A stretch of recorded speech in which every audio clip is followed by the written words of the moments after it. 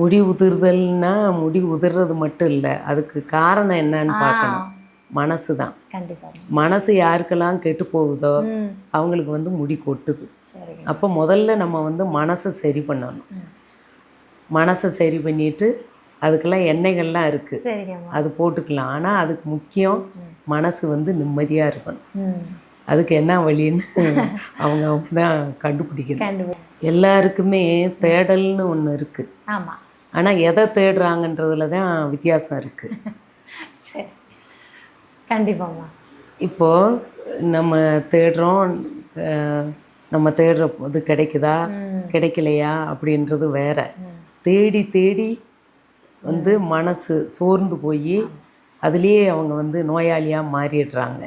ஆனால் கடவுளை தேடுறவங்க மட்டும் என்றைக்குமே நோயாளியாக மாறுறதில்ல. அவங்களுக்கு வந்து நல்ல வழி கிடைக்குது, நம்மளை வழிப்படுத்திக்கணும் அப்படின்ற எண்ணம் வருது. அவங்களுக்கு வந்து மனசு ஓரளவு கெடுறதில்ல. அப்படியே அவங்களுக்கு பிரச்சனை வந்தாலும் அதை சகித்து ஏற்று பழகிடுறாங்க. இல்லை, தியானத்து மூலமாக எல்லாரும் வந்து எல்லாரும் சொல்கிறாங்கல்ல, குண்டலினி இதெல்லாம் வந்து நமக்கு கிடச்சிரும்னு எல்லாருக்கும் அப்படின்னு சொல்லணும். அந்த பயிற்சிகள்லேயும் நிறையா தவறு நடக்குது. தவறாக பயிற்சி பண்ணி இங்கே வந்து மருத்துவத்துக்கு வந்தவங்களும் நிறைய பேர் இருக்கிறாங்க.